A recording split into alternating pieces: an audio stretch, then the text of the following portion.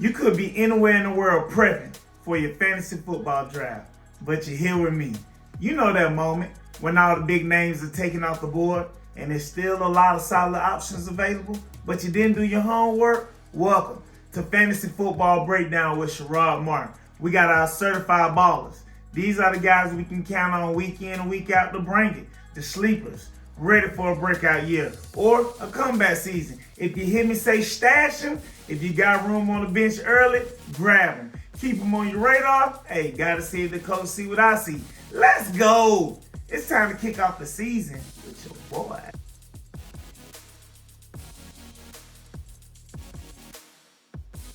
When I think of the Giants, this is the first thing come to mind.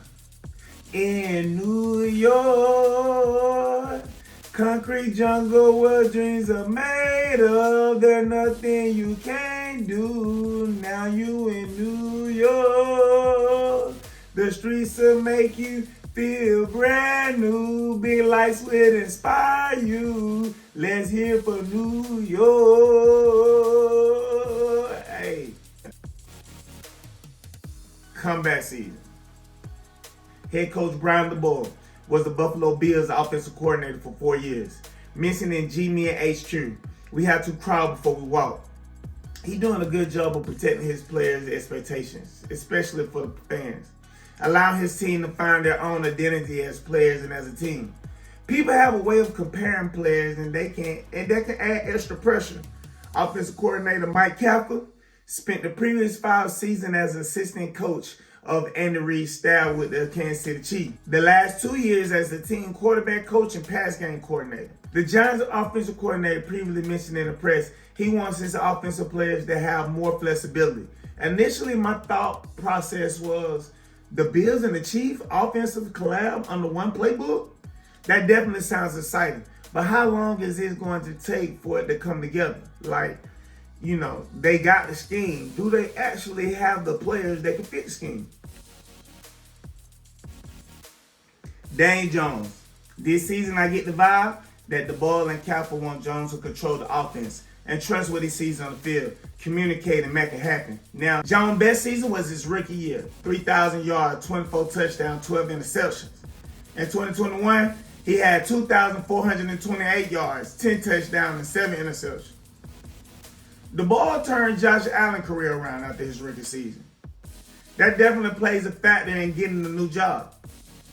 I'm not big on comparing players, but it is what it is. I like Daniel Jones. I was tough on him when he got drafted, but I see the potential. He is mobile. He has an arm. He's a pretty tough guy. New playbook can make a difference, but what he really needs is healthy teammates. Running back Saquon Barkley, sleeper this year. He will reintroduce himself. 6 foot, 233 pounds. 2021 season, 161 carries, 593 rushing yards, and 2 touchdowns. 41 receptions on 57 targets, 263 receiving yards, and 2 touchdowns. Saquon's confidence and creative usage were the most notable positive this offseason. This is the year he turn things around and get back on track. Two-way back. He will get the carries, and he will get the catches out of the backfield. But I don't see them running him into the ground. So a lot of times when we see him, he'll have those fresh legs and his legs up under him. Running back, Matt Breida. Stash him. Will be a great switch over to running back for the Giants. But Breida was just with Buffalo with the ball. If Breida is involved heavy in the offense, that means it was another shot caller that kept Breida limited. And the ball and Breida got that kind of player-to-coach relationship that we'll get to see what he can do. Usually when a coach take a player with them, they got a unique relationship. So, you know, let's just see how this plays out and see what kind of usage that Breida gets. Wide receiver Kenny Galladay. He has been banged up for the last 2 seasons. Got to get him back to what he used to be. 1,000-yard receiver, double-digit touchdown. If you have the room on your bench, I say stash him. Mainly health concern. Let's stay connected to the media and just see what actually happens when it comes to that. If it shows that he's healthy and he's out there, hey, you might run the risk. Kadarius Toney, sleeper, 5'11", 193 pounds, 4'4", 340. A lot of potential his rookie year. Playmaking ability, shifty, speed. Now he just got to show that he's ready for the spotlight. If he's on the field, he's getting an opportunity. 39 receptions, 57 targets in 10 games. His best game was against Dallas, 10 receptions, 13 targets, 189 receiving yards. No touchdowns on the year. Hopefully this transition into consistency, and he will be the guy.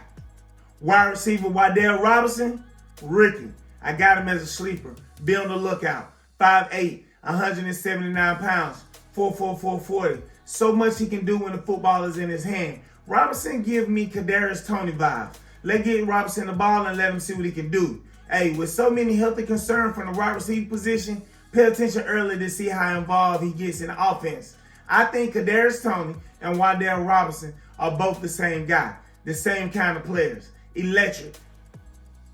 To sum it all up, the Giants bring in two offensive minds with two strong offenses over the years. They got some playmakers.